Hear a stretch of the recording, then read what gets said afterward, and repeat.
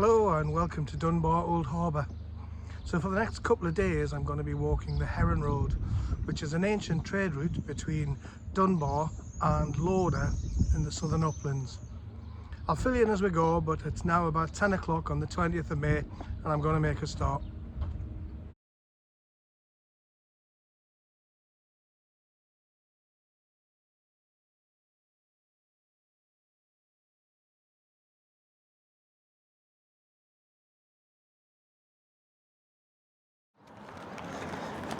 So I've left the old harbour in Dunbar and I've walked up to the high street and popped into the Dunbar Community Bakery, which was fantastic. Got a caramelised onion sausage roll and a Malteser bar, £4.80, scandalously cheap.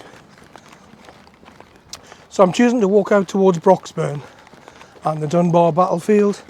It's a safe way to get across the A1 and takes you towards Doon Hill. There isn't actually an official route for the start of the Heron Road because people would have walked out to different villages if they were dropping off things such as fish, smoked fish, cured fish, salted fish, things like that. But once you get into the main bit, like over the A1 towards Spot and up across, there is a defined route, so we'll catch that. So I'm walking out of Dunbar now. There's the first mile clicked up, so we'll see how we get on when we get to the A1.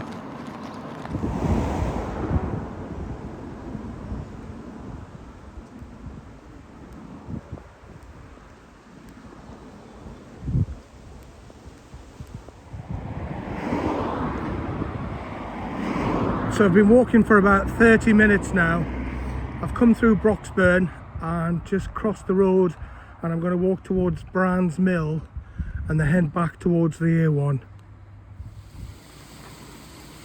So if you come in from Broxburn through Brands Mill, you come to this tunnel under the railway line, so you've got safe passage under there.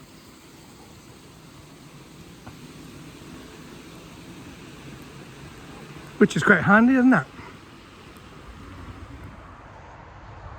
So taking that tunnel underneath the railway line and the A1's a good shout. You can see the A1 behind me now, how fast and how dangerous it is.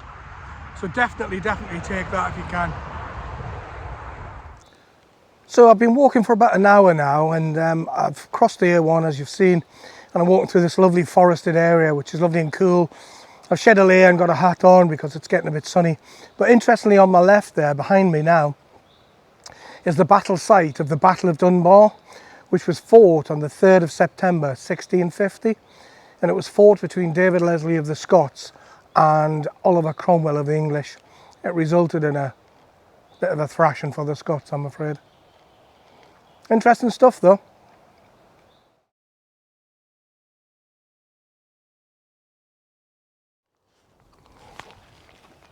Well, that's just over the hour, and we're certainly into the countryside a bit now. And just behind me is the lovely named Doon Hill, which if you're from Newcastle means downhill, but I'm not sure what it means up here. Getting some great views of the North Sea and Bass Rock. I'll spin you around so you can have a look. Lovely scenery now. You can actually see Traprainlaw, I think it is, or North Berwicklaw, one of the two. So there we go, looking out over the North Sea. Dunbar down in front of us, and then swinging round, you should be able to see Bass Rock there, and then across to one of the lows. Quite chilly now, but I'm hoping the rain's going to hold off. And there we go, up to Doon Hill. I'll zoom back a bit. Oh, so there we go, up to Doon Hill, all the way around. Smashing. So just coming round Doon Hill, down in the bottom there, you can see Dunbar. There is Bass Rock. North Berwicklaw is the hump there, and Traprainlaw is over there. And if you carry on round, it's the village of Spot, East Lothian. So just down there is Spot House, and down that way is Spot Mains, and then the village of Spot. Another reason I wanted to do this walk was because I found out through a bit of family history research that I've actually got ancestors from here. So one guy called Alexander Bertram was born in July 1732 in Spot. So he would be my great-grandfather 4 times removed on my father's grandmother's side. So that's a bit mental, isn't it? His dad was called James Bartram. His mom was called Clara Thompson. They must have been around here as well, obviously. And he subsequently married a lady called Sarah Crooks. And they went on to have some children and ultimately ended up down in Newcastle, which was my great-great-grandfather. All good stuff. Still a bit chilly on the wind. I haven't put my jumper back on. There's some dark clouds coming. But so far, touch wood, the rain's held off.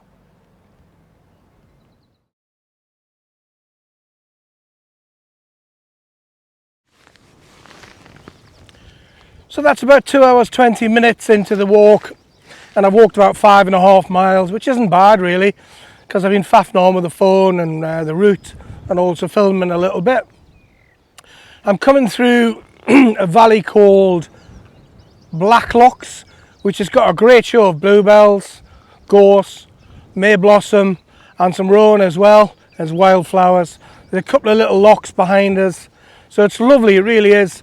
And wind's really got up, that's why I'm using the mic, but also there's a bit of rain in the air as well. So tonight, this afternoon, we'll have to try and find somewhere sheltered to pitch the tent. We're really enjoying the walk. It's a lovely, lovely, beautiful walk through the countryside.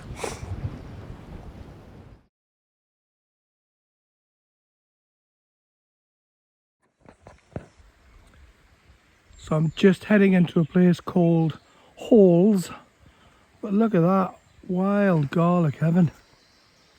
Absolutely incredible.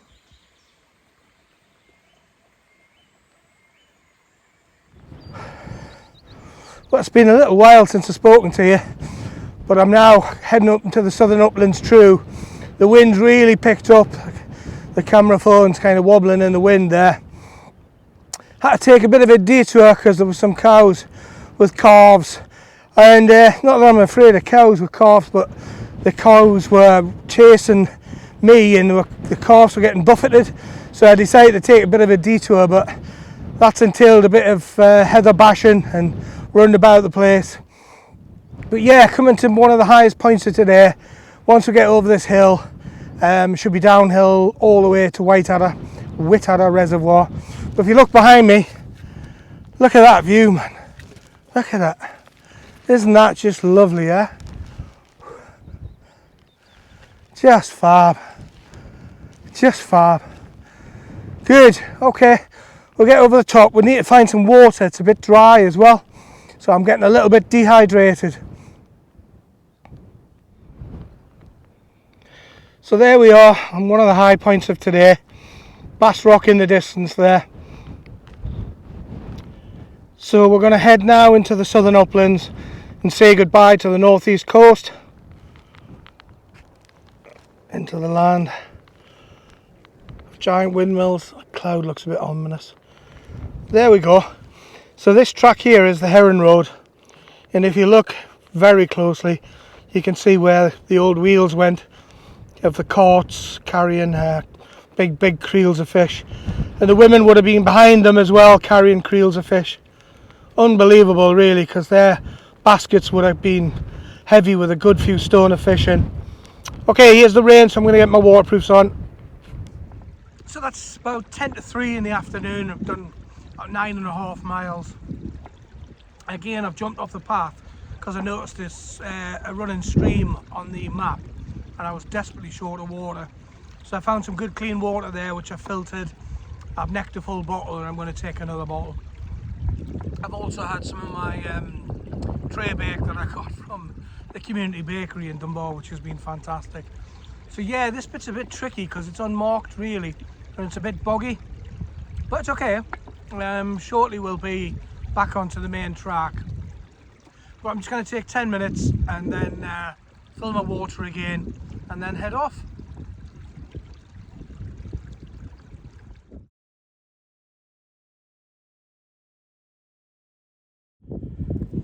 Well, that's just short of 11 miles. That last 2 mile section's been really rough with this sort of pathless terrain and deforested areas of plantation and that. Really tricky actually. Tough. I'm kind of hoping for a bit more gravelly path to come. So that's just after 4 p.m. in the afternoon, and we've come alongside Sparkleton Edge there, which is on my right as I look at the camera, but on my left as I go downhill. And then head down there now, and that should take us down to Whiteadder Reservoir, which I thought would be about halfway, but it might be a little bit late. So I'm going to keep walking till about 6 p.m. I think, and then try and find a pitch. So yeah, those last 3 miles until you come towards Sparkleton Edge, they were tough. There was no track really, boggy. The windmill farms have kind of obliterated any tracks, and then the deforestation as well. So yeah, bit of a tough one. But I know from now in for the next 2-3 miles, it's kind of gravel track like the one behind me there, and some road walking. So that'll be good. I'll push on for a couple of hours and then catch up. So that's 4:45 in the afternoon, and we've done 13.25 miles. There's the mighty Whiteadder. The river as well runs into it, so no shortage of water now. Going to plod on for an hour or so and then try and find a campsite maybe after this farm. That's just after 5 p.m. now. Sun's come out for the last hour or so, which has been nice. So it's 14 miles and just after 5 p.m. as I said. And there we go, there's the chapel stone in front of Penshield Ruin. And if you look right round, we're just heading along there, there's Penshield Grange Ruin. It's a bonny place up here, like. So any time from now we'll see a good camp spot with water and a bit of flat ground. That's me in. Well, that's the end of day one on the Heron Road. It's been a tough morning today actually, and then a tough afternoon, but I really enjoyed it. The weather's cleared out now and I found a lovely pitch. It's a bit blowy, but I've tried to come down towards the river for shelter, but to be honest it's a cracking pitch. I'll show you around, it's really lovely, and I'm hoping, I've got plenty of pegs in the Durst and next mid, so it should hold up fine. I'll spin you around and show you the pitch. So looking downstream, plenty trees, spinning round there, lovely little pool and waterfall. I think there's a place for a swim. I might go and dip my feet in a minute as I have my tea. And then I've got the X-Mid perch there. It's not 100% flat, but it's sheltered on that side and on the hillside there as well. So really there's only the wind coming down there, but I'm kind of hoping for one night it'll be okay. And like I say, cracking pitch. What a magical place. I've dipped my legs in the water, haven't had a full swim because it's evening and I hate getting chilled before bed. But lovely, I've actually had my legs in. But hey, little pink trotters there. I've got my water, I'm going to head back now, get dried off, get settled in and have some tea I think. Just lovely.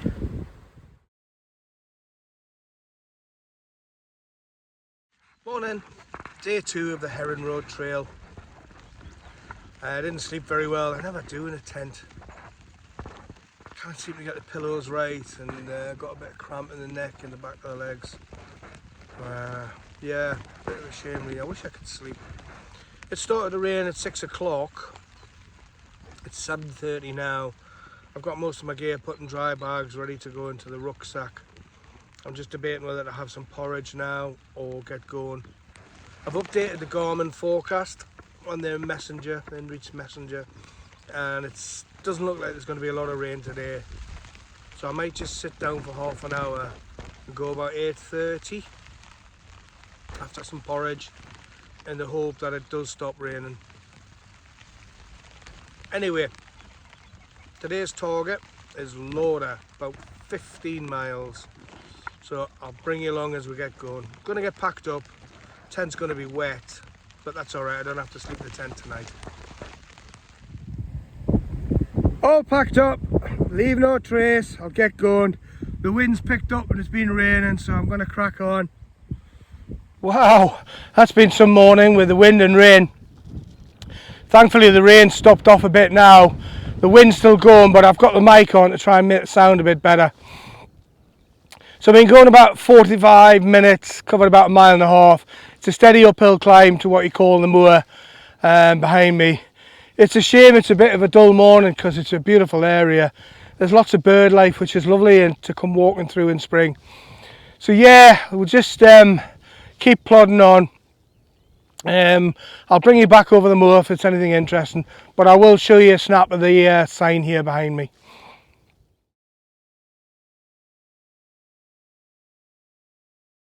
So that's where we're headed on the moor, over the top of that, and I'll spin you round. And that's where we've came from. Well, that's me over the moor now. Made good time over there, it was a good track. Down to a place called Trotting Shores, and I'm about a mile and a half from joining the Southern Upland Way. So there's a bit of an uphill climb now, but yeah, the morning's alright now actually. The wind's stiff on the top, the rain stopped, enjoying it. Feet are getting a little bit warm because I've kind of put a bit of a spurt on over the moor because I could get some miles in. So yeah, we'll just keep going on. The bird life over the moor was lovely, lapwings everywhere, curlew. It was lovely to walk through. Ages since I've seen a sight like that. Really, really lovely. And also from Whitara, the signage has been much better this side, and the paths have been better as well. So that's nice. It's made it not so challenging trying to work out the navigation. Okay, next stop is the Southern Upland Way, and then we have to face the mighty Twin Laws on the way to Lauder. Usha. So that's 5 miles done this morning.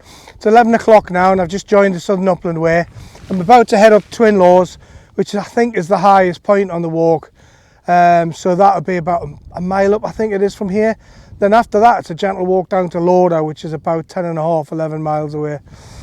I know there's a stile about halfway up, so I'm going to sit on that, have a glass of water, maybe a hydration tablet, air my feet because they're getting a bit warm with the road walking. But yeah, it's been a canny morning.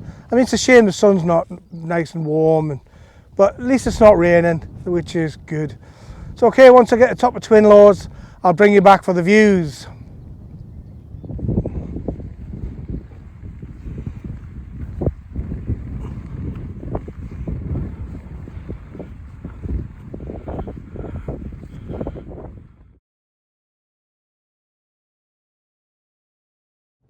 There we go. The trig point of Twin Law, the highest point on the Heron Road Trail. Been a canny climb up, that's 6.5 miles exactly this morning and 3 hours. So it's mainly downhill from here to Lauder. There's a couple of little ups and downs, but nothing bad. But the sun's come out on the top, which is wonderful. But I'll spin you around, show you the view. You've got the Eildons and the Southern Uplands. It's really nice, it's lovely. I'll spin you around. So there's one of the Twin Laws, and in the very distance, I'm not sure if you can see it, it's the Eildons swinging right round to the Cheviot. It's looking very moody, isn't it? There's the other Twin Law, second one, and that by the windmills over there is where we've come. So yeah, chuffed to do that in 3 hours to get to the highest point of the walk, but it's lovely. There we go, back round.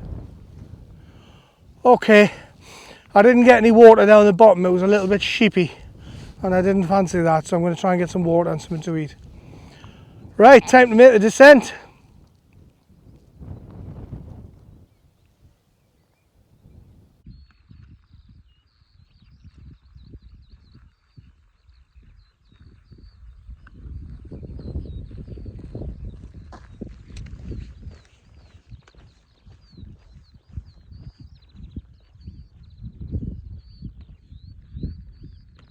Well, that's a little over 12 miles in a little over 6 hours with a lunch break.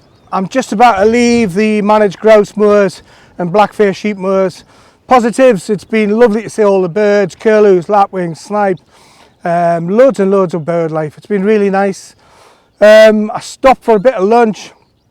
I had a salt and chilli snack pot, which I rather rushed, and gave myself a bit of trapped wind, which has been an interesting half an hour as things settle down. So Ellie's going to come and pick me up at 5 o'clock, so I've got about 2 hours to get to Lauder. So unless anything magic or tragic happens, I'll probably just bring you back on the way to Lauder, because we're leaving the grouse moors now, and we're going through sheep and pasture fields. So yeah, it's been a good walk, challenging but good walk. Well, that's me just about in Lauder now. Done 15.5 miles, and just behind me there is beautiful Thirlstane Castle. Been a good few hours walking in there. Thoroughly enjoyed the last few miles, especially because it was downhill. Now I've heard that these heron girls, the fishwives and the cartmen, once they got into Lauder, they used to treat themselves to a jug of beer. That sounds like a good plan. So there's beautiful Thirlstane Castle. Looking pretty magnificent in the spring.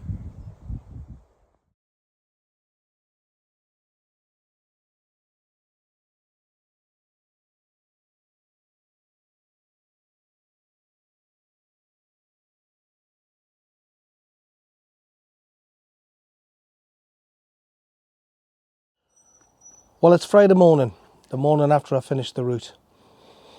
So when I left you yesterday at Thirlstane Castle, I wandered up into Lauder town centre. I met Ellie, who was kind enough giving me a lift home.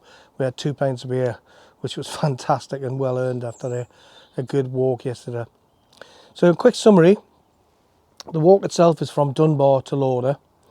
The way I did it, it covered 31 miles and climbed 4,500 feet of elevation. That's slightly more than the literature I've read on it, but I'm not quite sure why that is. I used a Garmin GPS all the way. So final thoughts, it's an excellent route for 3 days, so 10 mile a day would be 30 mile. And it's a challenging little route for 2 days, 15 mile a day. You need to be wary of the navigation on day one, but once you get to Whitadder, the signposts are great. And once you get on the Southern Upland Way, it's a doddle. So yeah, if you've made it this far and you've enjoyed it, give it a thumbs up. Thanks very much for watching. I'll see you on the next one. Bye for now.